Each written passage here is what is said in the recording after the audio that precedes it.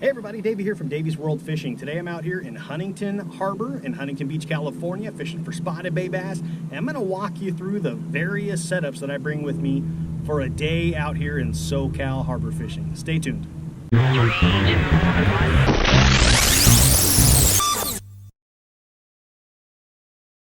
Alright, the first setup I want to talk about today is going to be my vertical drop setup. I've got two that I bring with me on the kayak, and this is for fishing vertically basically, so up and down the pilings. This is either during the day or at night, fishing these slow pitch jigs or your tube style hookup baits. First one, so this is going to be my slow pitch style that happens to be a 10-gram slow pitch jig. The rod I'm fishing is an Okuma AIGS. This is the 7'2" heavy. It's a 12 to 25 pounds, and it's got a pretty fast action to it.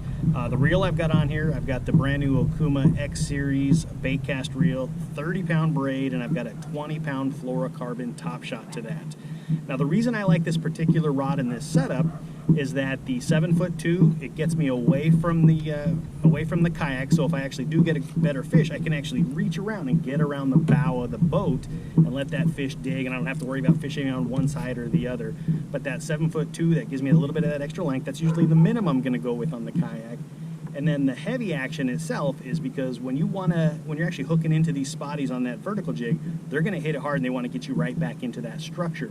So with that heavy, fast action, I can really set into it and get that boat away from the structure quick and get it up to me so I can weigh it in for a tournament, which I happen to be in today. There's my code and everything else. And then the 7.3 to 1 gear ratio I have on this particular reel is great as well, because when I drop down to the bottom, I can pick up that slack quick and get that fish up. 24 pounds of drag on that little X series. They're awesome. You can button them down and get those spotties away from the pilings. Now the next rod I have set up here, this also happens to be in the EVX lineup from Okuma. Both of these happen to be discontinued, but at least this will give you a general idea. This is the 7'1" medium spinning setup. I've got that set up on the Pixar spinning reel. That's the 3000 size, and that's going to be my hookup bait setup. Both of these, as I mentioned, are going to be for my vertical jigging right up and down next to the pilings for the spotted bay bass, sand bass. Today, actually, already it's 9 a.m. I've got 13 spotties and 1 sand bass, working the pilings and then working some of these other setups we're going to take a look at. But as I mentioned, this is the 7'1". This is the medium action on that soft bait. So what I have happening there is when I'm fishing that bait, I got a nice little action to that rod. It's still fairly fast. You probably can't see it in this video here, but it's got a nice, more of a little bit on the heavier, moderate side, not totally parabolic, but it's got a little bit faster action than that. So when I'm working those baits, as I'm working them up and down, the rod gives a little bend and it gives that bait a nice little subtle flutter as it's going through the water. I've also got that set up with 30-pound braid, and on this particular setup, I've got a 15-pound fluorocarbon top shot. I've got about 3 feet of fluorocarbon on there, which is just enough. Braid itself doesn't have much abrasion resistance at all, but fluorocarbon does. So when you're working along these pilings, they're usually loaded up with mussel or any kind of shells, anything that's really going to cut your line. If it gets into that braid, it's going to snap, but if you're in that fluorocarbon, there's a good chance you're going to get that fish out and or your bait back. That's my two vertical setups, both in the EVX family. That's the EVX 7'2" heavy, and the EVX spinning. That's the 7'1" medium action. Anything in any of your favorite brands are going to work for you, but those are the two that I'm using for the vertical setups. Now another technique I love to do for spotted bay bass is working the eelgrass flats. Newport Beach has some great ones. Huntington Harbor has a couple out front there. And you know, if you get down to Mission Bay, out by the bowling pin, Fiesta Island, it's all eelgrass flats back through there as well. And one technique I really like to do is that chatter style bait.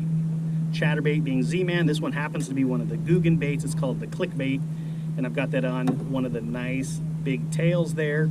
The new tails from Fish Lab have been phenomenal on this bait, but this particular one, as you see, it's got all kinds of beads, it rattles, and it makes a lot of noise. You can actually hear it coming up the line, and it draws in those really big strikes. So this particular setup, this is one of the Tournament Concept Series TCS rods by Okuma. This is the 7'11" heavy action. It's a 15 to 65 pound. It's actually their flippin' punchin' swim bait rod.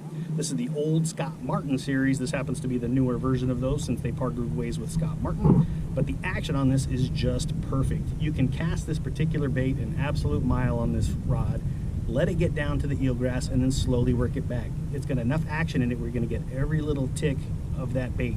If you're using a regular chatterbait, same deal, you're gonna get that nice little tick, and then on these click baits, you get a nice loud click, and you can feel it come all the way up there. I also have an X series on here. This is the 7.3 to 1 X series by Okuma, 30-pound braid, and I've got a 20-pound fluorocarbon leader on here. I've got just about 3 feet as well. I always like to use short leaders because I don't like to wind up through the knot when I'm making those casts over and over. But 24 pounds of drag on this little reel, you can really button them down. A lot of people aren't fishing chatterbaits, but those that do know, and they do very well on the spotted bay bass as they're hunkered down in that eelgrass. But that's the setup I'm using for my chatterbaits in the eelgrass. That's a 7-foot, 11-inch heavy. It's the 15 to 65 pound. The rod itself is, I think, a 1/4 to 2 ounce rated, but you know, take those all for a grain of salt. That's it. Elongated handle, that's one of the other keys there, and I'll show you that on the next rod as well. But the 7'11" actually have a really long handle, so when you're making those long casts, you can actually work that like that pendulum and get those long casts going. On the regular bass rods, they have a little bit shorter, a little harder to make the long cast, but on the long one, you can really get out there. And of course, that 7'11" length, perfect if you need to get it around the bow. I can do that if I'm on a fish. I don't have to worry about working it on one side and getting caught up or snagged under the kayak as well. That's the second setup. All right, so we looked at the vertical setups, we looked at my chatterbait setup, and the next one I want to look at here, this is actually my A-rig setup. I fish a lot of A-rigs for spotties, and as you can see, this thing is getting bent up. Calico bass, spotties, they all love it. In fact, I had a nice double today on the spotties, which rarely happens, but great little setup. We'll walk through it. These happen to be 32nd ounce jig heads, and I've got the new Fish Lab tails on them. That's those guys there. That's the soft swim bait. That's the what is that one called, the Sexy Sparkle or something like that, and it's got that cool yellow flake in it as well, and I've got some of the white sparkle on there too. But anyway, this particular setup, this is the EVX, also discontinued.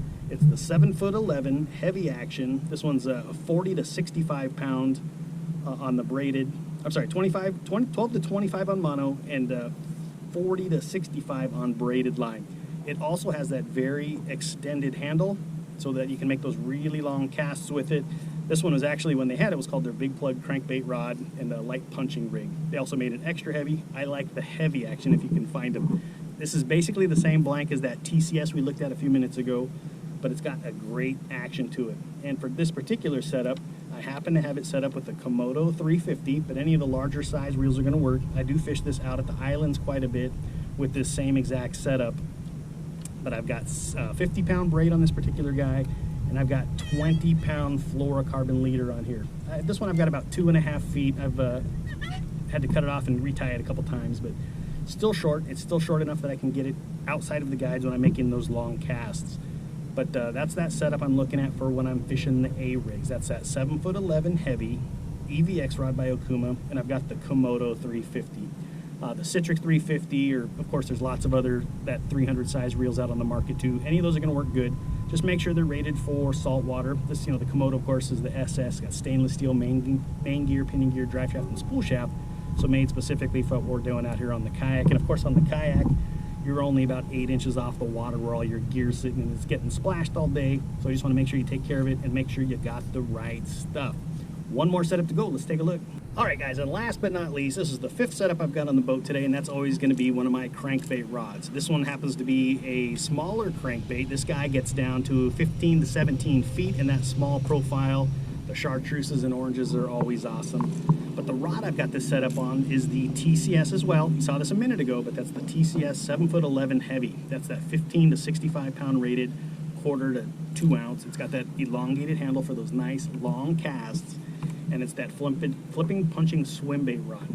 But for casting, if you're using the big 10XDs or the really big deep divers, you can cast those things forever, get them down deep, and you got enough action on that rod that you're going to see every one of those little bounces. You can still set into that fish and really get it back to the boat.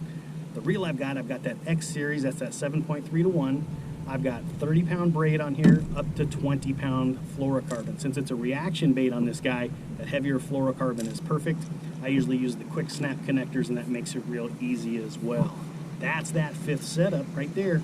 Alright guys, that's all 5 setups I happen to have on with me today. Generally, those are the 5 setups I'm going to have on most of the local Southern California Spotty bass tournaments. So I've got some vertical setups. I've got the hookup baits on a spinning rod. I've got the regular vertical slow pitch jig, like it's your submission jig or any of the others. I've got that on that casting setup, that X Series incredible free spool, get that bait down quickly and really be able to horse those fish in. Of course, the crankbait, I've got that on that 7'11" Tournament Concept Series rod by Okuma. And then I've got the Chatterbait setup, same rod, same setup, cast a mile, really get those fish into the boat. And then that last one is that A-rig. I fish the A-rigs a lot. You may have seen some of those videos. They're an impressive setup for spotted bass. A lot of people think you need to finesse those fish, but they'll come after those big baits as well. But I do appreciate y'all checking in. Do me a favor, hit that like button down below and subscribe to Davy's World Fishing up in that right-hand corner. Maybe we'll see you out on the water.